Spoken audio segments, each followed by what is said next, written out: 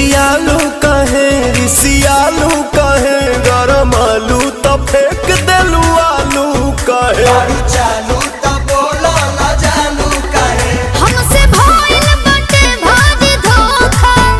एही आलू के मिस देब चोखा बुझाई